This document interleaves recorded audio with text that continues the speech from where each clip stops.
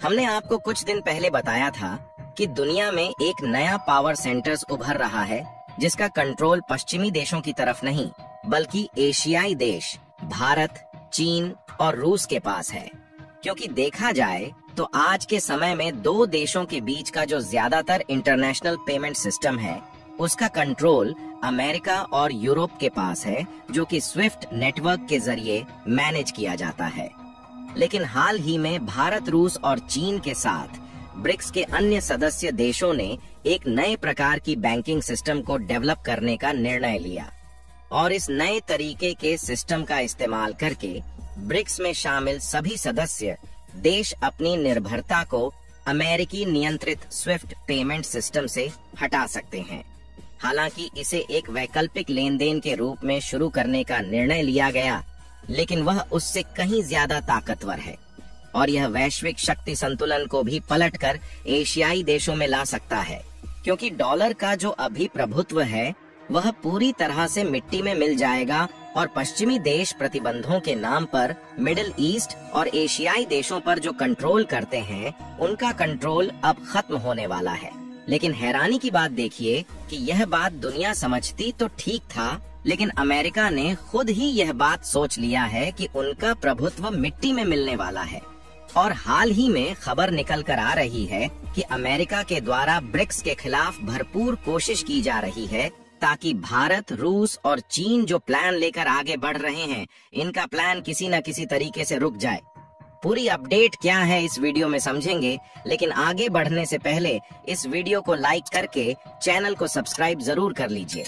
क्योंकि आपके लिए तो यह 1 सेकंड का काम है, लेकिन इससे हमारी काफी बड़ी मदद होती है। दरअसल देखा जाए तो कभी कभी कुछ ऐसे कारनामे होते हैं जो कि उम्मीद और सोच दोनों को पार कर जाते हैं, और इस बार ब्रिक्स के सदस्य देशों को लेकर कुछ ऐसा ही हो रहा है। क्योंकि हमने आपको बताया कि ज्यादातर जो एक दूसरे देशों के बीच होने वाला जो पेमेंट है वह स्विफ्ट फाइनेंशियल नेटवर्क के जरिए होता है, जिसका कंट्रोल अमेरिका और यूरोपीय देशों के पास है। यानी कि इन देशों की बैंक और सरकारें दुनिया भर के लेन देन पर पूरी तरीके से नजर रख सकती हैं, और ऐसे में किसी देश को इन्हें रोकना है तो उस पर प्रतिबंध लगा देती है, जिससे वह देश व्यापार नहीं कर पाता। और आज के समय रूस, ईरान और अन्य कई देशों पर इसी तरीके के प्रतिबंध अमेरिका ने लगा रखे हैं, क्योंकि अमेरिका की इन देशों से दुश्मनी है और अमेरिका इन्हें आगे बढ़ता हुआ नहीं देखना चाहता। लेकिन इन दोनों देशों के चलते भारत और चीन की कंपनियां भी अमेरिकी प्रतिबंधों की चपेट में आ जाती हैं, जिससे भारत के व्यापार में इस समय काफी सारी दिक्कतें आ चुकी हैं। इसलिए ब्रिक्स के सभी देश एक ऐसा वैकल्पिक पेमेंट नेटवर्क चाहते हैं जिसके माध्यम से वह स्वतंत्र और सुरक्षित रूप से व्यापार कर सके, ताकि राजनीतिक और युद्ध से जुड़ी समस्याएं व्यापारिक रिश्तों में बाधा न बने। इंटरनेशनल पेमेंट सिस्टम के लिए नए विकल्प को जन्म देना इतना ज्यादा जरूरी हो गया है कि इसका अंदाजा आप इसी बात से लगा सकते हैं कि आज से ज्यादा दिन नहीं बल्कि कुछ चंद दिन पहले की ही बात है, जब भारत की 19 कंपनियों पर अमेरिका की तरफ से प्रतिबंध लगाने की खबर सामने आई। हालांकि इन कंपनियों पर इसीलिए प्रतिबंध नहीं लगाया गया कि यह कंपनियां किसी वैश्विक नीति का उल्लंघन करके गलत तरीके से काम कर रही हैं, बल्कि इन पर आरोप इतना था कि यह कंपनियां रूस को टेक्निकल मटेरियल्स की सप्लाई कर रही थीं। यानी कि अमेरिका की रूस से दुश्मनी कहीं न कहीं भारत की इकोनॉमी पर असर डाल रही है, क्योंकि इनमें से हर एक कंपनियों का अकेले रूस के साथ हर साल मिलियंस ऑफ डॉलर्स में व्यापार हो रहा था। लेकिन प्रतिबंधों के चलते भारत की इकोनॉमी पर कितना बुरा असर पड़ेगा इसका अंदाजा आप लगा सकते हैं। वैसे तो इसमें भारत की केवल 19 कंपनियों पर अमेरिका ने प्रतिबंध लगाया, लेकिन उसी दिन टोटल 400 कंपनीज पर प्रतिबंध लगाने की खबर सामने आई, जो कि रूस के साथ व्यापार कर रही थी। इन कंपनियों में भारत और चीन के साथ साथ यूएई, थाईलैंड, मलेशिया और स्विट्जरलैंड की कई सारी कंपनियां शामिल हैं। यानी कि कहने का मतलब यह है कि अमेरिका रूस पर प्रतिबंध लगाकर रूस को रोकना चाहता है ताकि वह यूक्रेन से युद्ध में हार जाए। हालांकि युद्ध में कौन जीतेगा, कौन हारेगा, यह बात अलग हो गई, लेकिन इन प्रतिबंधों को लगाने से अकेले रूस का नुकसान नहीं हो रहा है, बल्कि उसके साथ साथ कई सारे अन्य देश चपेट में आ रहे हैं जो कि उनके साथ व्यापार करते हैं। तो ऐसे में ये सभी देश चाहते हैं कि हम लोग कोई ऐसा पेमेंट नेटवर्क डेवलप करें जिससे यूएस डॉलर पर डिपेंडेंट ना रहना पड़े और हमारी जो संप्रभुता है वह केवल ब्रिक्स देश के कंट्रोल में रहे और कोई भी पश्चिमी देश हम लोगों के लेन देन का आकलन भी ना लगा सके, क्योंकि इस बार यूएस ने जो 19 कंपनियों पर प्रतिबंध लगाया था उसमें से ज्यादातर कंपनियों ने सीधा कह दिया है कि हम यूएस सैंक्शंस को किसी भी तरीके से नहीं मानते।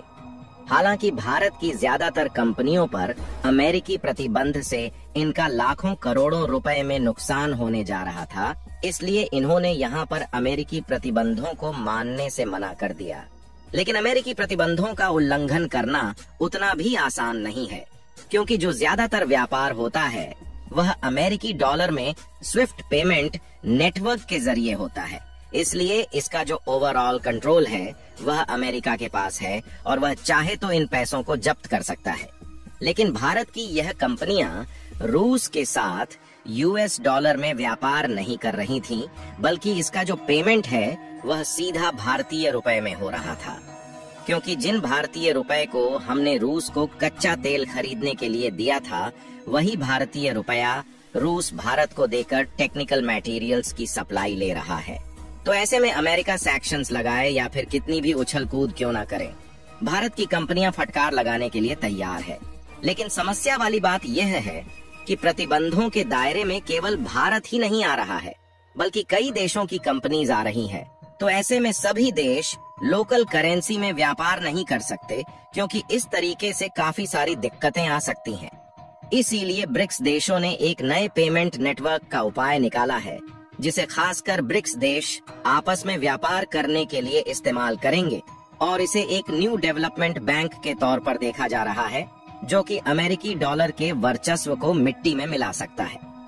वैसे ब्रिक्स जैसे संगठन की शुरुआत केवल चीन, भारत, रूस, ब्राजील और साउथ कोरिया इन 5 देशों ने किया था, लेकिन यह एक वैश्विक शक्ति बन चुका है और लगभग 47 देश इसमें शामिल होने की इच्छा जता चुके हैं। ओवरऑल इस समय जितने देश ब्रिक्स में शामिल है उसमें 31% जीडीपी का कंट्रोल आ चुका है।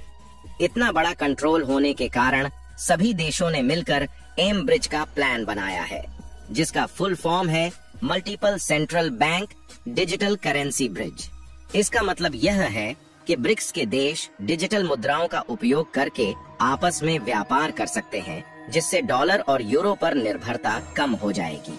यह डिजिटल पेमेंट सिस्टम एक ब्लॉकचेन तकनीक का उपयोग करता है, जिससे पेमेंट काफी तेज, सुरक्षित और सस्ता हो जाएगा।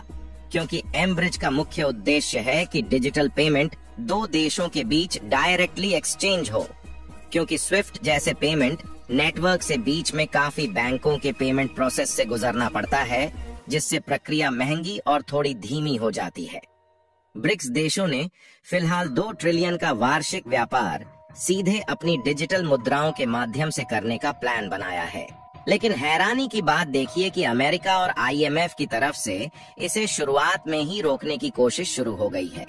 और उनका कहना है कि इस तरीके का डिजिटल लेन देन अंतर्राष्ट्रीय नियमों का उल्लंघन कर सकती है। फिलहाल आप लोगों का इसके बारे में क्या सोचना है? इस तरीके का डिजिटल पेमेंट सिस्टम आना भविष्य के लिए ठीक है या नहीं? अपनी राय कमेंट में जरूर बताएं और इस वीडियो को लाइक करके अपने मित्रों तक शेयर जरूर करें, ताकि उन्हें भी जानकारी मिल सके। इसी तरह और भी नॉलेजेबल वीडियो देखने के लिए चैनल को सब्सक्राइब करके बेल आइकन को ऑल पर जरूर सेलेक्ट करें।